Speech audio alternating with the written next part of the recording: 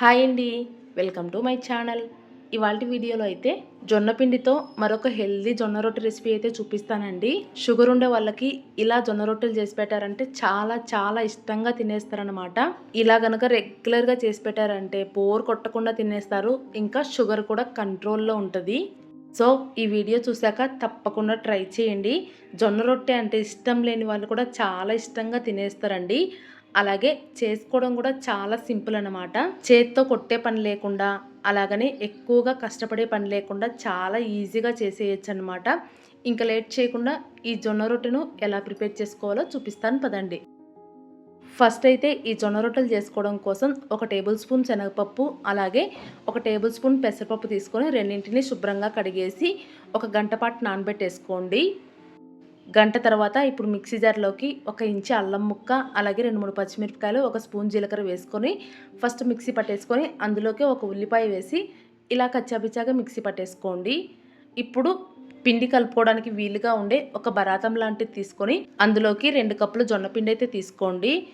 ఇప్పుడు ఆ పిండిలోకి వేయించి పొట్టు తీసేసి కచ్చాపిచ్చాగా దంచుకున్న పల్లీలు, అలాగే మనం ముందుగానే నానబెట్టుకున్న శనగపప్పు, పెసరపప్పు కూడా వేసుకోవాలి. అలాగే ఒక కప్పు నిండుగా సన్నగా కట్ చేసి పెట్టుకున్న మెంతికూర, అలాగే కప్పు నిండుగా పాలకూర వేసుకోవాలి. ఇక్కడ నేను చెప్పిన ఆకుకూరలే కాకుండా మీ దగ్గర ఏ ఆకుకూరలు అవైలబుల్గా ఉంటే అవైతే వేసేసుకోండి. ఇప్పుడు అందులోకే మనం ముందుగా మిక్సీ పట్టి పెట్టుకున్న ఉల్లిపాయ పేస్ట్ అది ఉంది కదా, దాన్ని కూడా వేసుకొని తగినంత సాల్ట్ వేసి మొత్తం అంతా బాగా కలిపేసుకోవాలి. ఫస్ట్ నీళ్ళేమి వేసుకోకుండా ఉల్లిపాయ ఆకుకూరల్లో ఉండే తేమతో ఇలా పిండి మొత్తాన్ని చేత్తో పిసికినట్లుగా బాగా కలిపేసుకోండి. ఇప్పుడు అందులోకి కొద్ది కొద్దిగా నీళ్లు వేసుకుంటూ పిండిని అయితే మరీ గట్టిగా కాకుండా, అలాగని మరీ లూజ్గా కాకుండా మీడియంగా కలిపేసుకోండి. జొన్న పిండి కలుపుకోవడం అయితే చాలా ఈజీ అండి. గోధుమ పిండి కలుపుకునేటప్పుడైనా పిండి చేతికి అంటుకుపోతుంది, కానీ ఈ జొన్న పిండి అయితే అస్సలు చేతికి అంటుకోదనమాట. చాలా ఈజీగా కలిపేసుకోవచ్చు. ఇలా కలుపుకునేటప్పుడు పిండిని ఇలా చేతితో కొద్దిగా పిసికినట్లు అంటూ బాగా కలిపేసుకోండి. అప్పుడు రొట్టెలు సాఫ్ట్గా వస్తాయి అన్నమాట. ఇలా పిండి మొత్తాన్ని కలుపుకున్న తర్వాత ఫైనల్గా పిండి అయితే ఇక్కడ వీడియో క్లిప్లో చూపిస్తున్నాను చూడండి. ఈ కన్సిస్టెన్సీలో ఉండాలి. మరి గట్టిగా ఉండకూడదు, అలాగని మరీ లూజ్గా ఉండకూడదు. ఇలా పిండిని కలిపేసుకొని ఒక్క అరగంట పాటు పక్కన పెట్టేసుకోండి.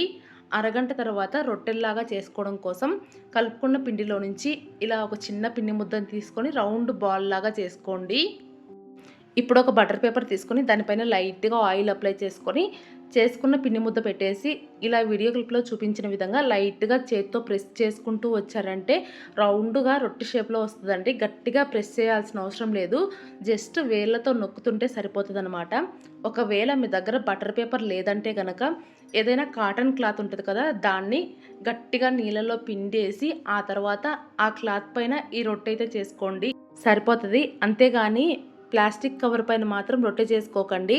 ఎందుకంటే మనం రొట్టెను డైరెక్ట్గా తీసుకెళ్ళి వేడి పెనం పైన వేస్తాం కాబట్టి ప్లాస్టిక్ కవర్తో చేసుకున్నామంటే ఆ ప్లాస్టిక్ కరిగే అవకాశం ఉంటుందండి. చేసుకుంటే ఇలా బటర్ పేపర్ పైన చేసుకోండి, లేదంటే క్లాత్ పైన చేసుకోండి. రొట్టెనైతే ఇలా వీడియో క్లిప్లో చూపించిన విధంగా వీలైనంత పల్చగా చేసేసుకోండి. మనం ఎంత సైజులో అయితే పిండిని తీసుకుంటామో అంత సైజులో అయితే రొట్టె వస్తుందండి. అలా చేసుకున్న తర్వాత స్టవ్ పైన పెనం పెట్టుకొని పెనాన్ని బాగా వేడెక్కనివ్వాలి.